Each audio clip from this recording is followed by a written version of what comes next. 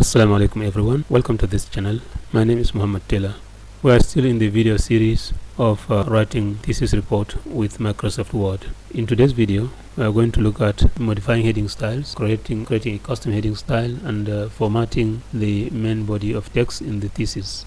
When we talk about formatting or modifying heading styles, then we are referring to modifying it to be in line with the specifications of the institution to which you are going to write the thesis. Actually, every institution has a different specification for the formatting of the heading styles and the main body of text. I work with Abubakar Tafawa University Bauchi in Nigeria, and for this reason I'm going to use the specifications of my university to illustrate the points that we are going to discuss. The specifications for heading styles and other contents of a thesis report in my university requires that generally all heads of the font family Times New Roman and must be of size 12 font size, and then the weight of the headings must be bold-faced, and then in addition to being in Times New Roman and font size 12, the main body of the work must be double line spaced, and because of that we are going to use that specification to illustrate our points. This is where we left off in the previous video. And if we remember, for those of us who have watched the video, we had only two types of heading styles: the heading 1 style, that is chapter titles, and the heading 2 styles, that is the 3 lines under chapter 1. But if you look at what we have on the pages of Microsoft Word here, and compared to the specification we just looked at, we realize that these heading styles do not conform to the specification. For that reason, we are going to modify the headings. And how we modify the headings is we go to the styles group. We don't touch anything on the pages. We just go to the button or handle that controls each of the heading styles. So if we want to modify heading 1 style, we go to the styles group under the home tab of the ribbon, and we expand the styles group. Then we select the heading 1 and right click on it, then click on modify. And if we remember the specifications, we are told that the font family must be Times New Roman, so I click under formatting in the font family text box to pick Times New Roman, and then we go to the font size box and pick 12 instead of 20. And as we do so, look at the preview here, it keeps changing. And then because all the heading styles must be bold, especially the heading 1 style, I go to B and click, which makes it bold, and then I change the color from blue to black, so I pick automatic. And the last thing that remains for us to do is to make the heading styles centered. That is, the alignment must be centered and not left aligned. So I click on center align dialog box and then click on the OK button, and we can see everything here has now fit into the description of a heading 1 style. The size is that the font family is Times New Roman, the font size is 12, it is bold, and it is centered. So let me move the chapter 2 title to a new page by going to layout, breaks, page, so that chapter 2 and everything after it is now moved to page 2. Suppose we can, if we now say, okay, let's go and modify heading 2 style, which is still blue, and you can see the font type. If we go to home to look at the font type, it is after display, and then the font size is 16 and the color is still blue. So we are going to change it, but we can only change it by looking for the handle that controls the heading 2 style, which is heading 2 here. I'm going to right click on it, click on modify, and then appropriately apply the formatting features, such as the font family to Times New Roman, the font size to 12, make it bold faced, and then go to the font color box to change it to automatic, which is black, but we leave it to left aligned because that is the specification. So we click on OK, and everything falls in line. So so anywhere now, if we create a level 2 heading, it will now take that formatting feature that we have just applied to all to all heading 2 styles. As an example, let's look at the chapter 2 literature review. If I type 2.1 and I write something like introduction,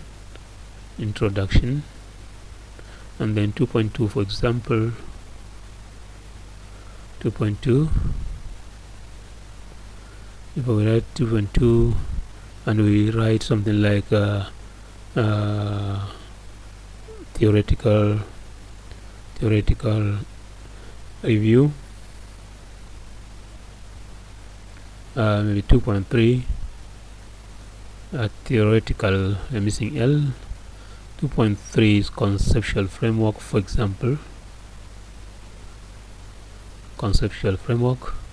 Then we have another set of heading 2 styles.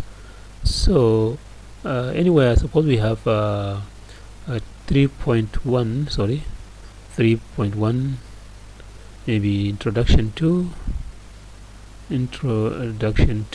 if we have introduction under that.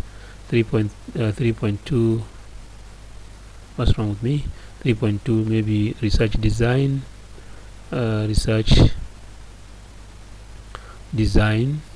So you can see that we have another set of other sets of heading 2 styles. Here is the first set under chapter 2, and there are 2 others under chapter 3.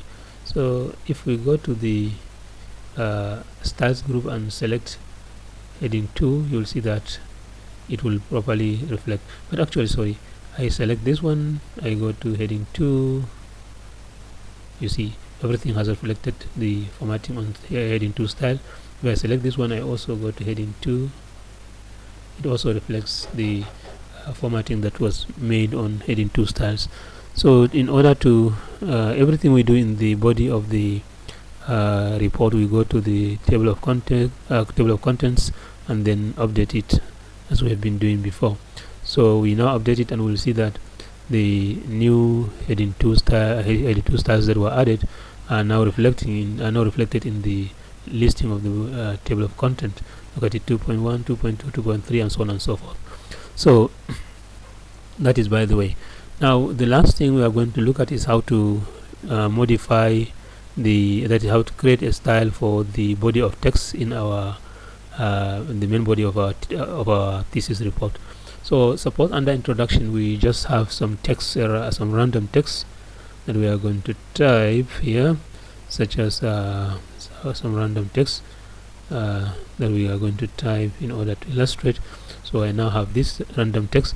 We notice that this text here is not obeying what is specified in the guideline of ATView, meaning that the font family is Aptos body, not Times New Roman, even though the font size is 12 as specified. Another thing is that the alignment is left aligned, because you can see the zigzags on the right. So we would love it to be justified. What we do here is that we go to the styles group and look for a control that can take care of the body of text. So one of the ways we can go about it is to create a control. So we can create a style that can do that for us. We can say that thesis, or thesis body. We can call it thesis body if we want. If we click on OK, we'll see that thesis body is appearing somewhere in the list. Look at it, thesis body.